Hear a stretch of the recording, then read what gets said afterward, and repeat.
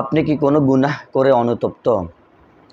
যে একটি গুনাহ করেছেন বা অনেক গুনাহ করেছেন, আপনি চাচ্ছেন যাতে করে আল্লাহ রাব্বুল আলামিন আপনার গুনাহগুলো ক্ষমা করে দেখ, যাতে করে আল্লাহ রাব্বুল আলামিন আপনাকে ঈমানের সহিত মৃত্যু দান করেন। যদি এগুলো আপনার ইচ্ছা থাকে, ইনশাআল্লাহ পুরো ভিডিও দেখবেন, তাহলে আপনি এর সমাধান পাবেন। যেসব কথা আলোচনা করছে বা করব সামনে, এগুলো সবগুলোই কোরআন এবং হাদিস থেকে গবেষণা করে আপনাদের সামনে তুলে ধরা। প্রিয় দর্শক, পুরো ভিডিও দেখুন, আশা করি এই বিষয়ে আপনি ক্লিয়ার হয়ে যাবেন। যদি আপনি কোনো গুনাহ করে অনুতপ্ত বা গুনাহ করে ফেলেছেন, অনেক গুনাহ করেছেন, কিন্তু জীবনের একটা শেষ মুহূর্তে বা অনেক বয়স হয়ে গেছে, কিন্তু মাফ আল্লাহর দরবারে চাইবেন যাতে করে আল্লাহ রাব্বুল আলামিন আপনার সমস্ত গুনাহগুলো ক্ষমা করে দেন। বা আপনি এমন একটি গুনাহ করেছেন, আপনি চাচ্ছেন আল্লাহ যাতে আপনাকে মাফ করে দেয়। কারণ আল্লাহ যদি না মাফ করে আপনাকে, তাহলে আপনার আখিরাতে আপনার কোনো আর কষ্টের কোনো সীমা নেই। এজন্য দুনিয়াতে যদি আল্লাহ রাব্বুল আলামিনের কাছ থেকে মাফ চেয়ে নিতে পারেন, তাহলে এটা হচ্ছে আপনার আখিরাতের একটি মুক্তির কারণ।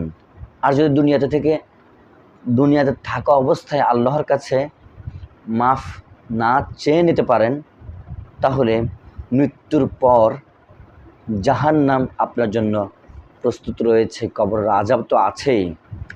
প্রিয় দর্শক, এক নম্বর হচ্ছে যে গুনাহ করেছেন, সেই গুনাহ করেছেন যে এটা আপনি অনুতপ্ত হবেন যে আপনি গুনাহ করে ফেলেছেন, এটা আল্লাহর কাছে অনুতপ্ত হবেন যে আমি এই গুনাহ করেছি, আমার তো এই গুনাহ করা উচিত হয় নাই, নিজেকে নিজে অনুতপ্ত হবেন। দ্বিতীয় নম্বর হচ্ছে নেক্সট টাইম, অর্থাৎ ভবিষ্যতে এই ধরনের গুনাহ আর করবেন না, এটা নিয়ে মনে তীব্র সংকল্প করতে হবে, তীব্র প্রতিজ্ঞাবদ্ধ হতে হবে যে আমি এই গুনাহ আর করব না।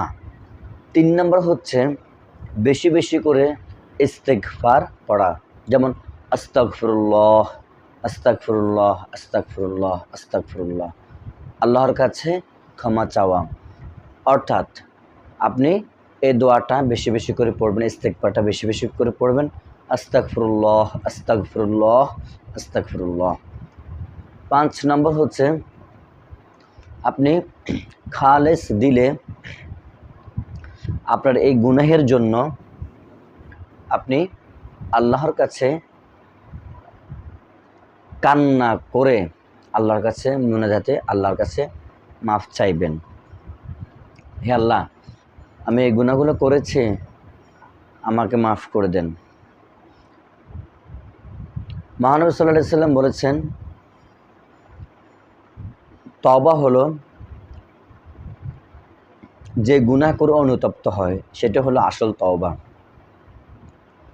যদি আপনি গুনাহ করার পর আপনার মধ্যে অনুতপ্ত না আসে, তাহলে আপনি এই গুনাহের কাজ কখনো বন্ধ করতে পারবেন না।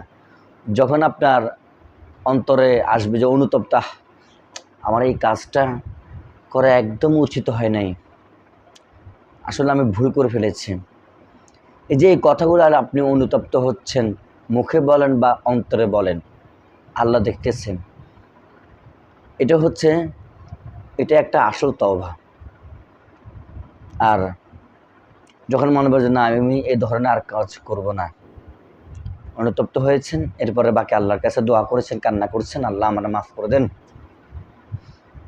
ইনশাআল্লাহ আর ভবিষ্যতে আর কখনো করব না। আল্লাহ এগুলো তীব্র প্রতিজ্ঞা ধারণ করে গুনাহগুলোকে মাফ চাই, ভবিষ্যতে সুন্দরভাবে চলা, এটাই হলো প্রকৃতপক্ষে আসল তওবা।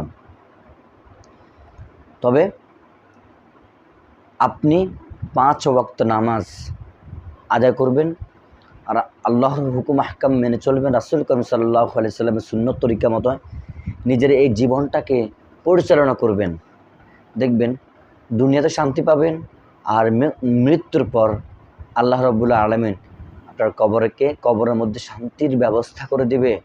কিয়ামতের ময়দানে আপনাকে নাজাত দান করে জান্নাতুল ফেরদাউস নসিব করবেন।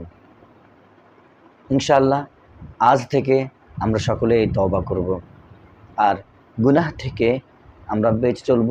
গুনাহমুক্ত জীবন গড়ে তোলার তৌফিক আল্লাহ আমাদের সকলকেই দান করুক। আল্লাহ হাফেজ।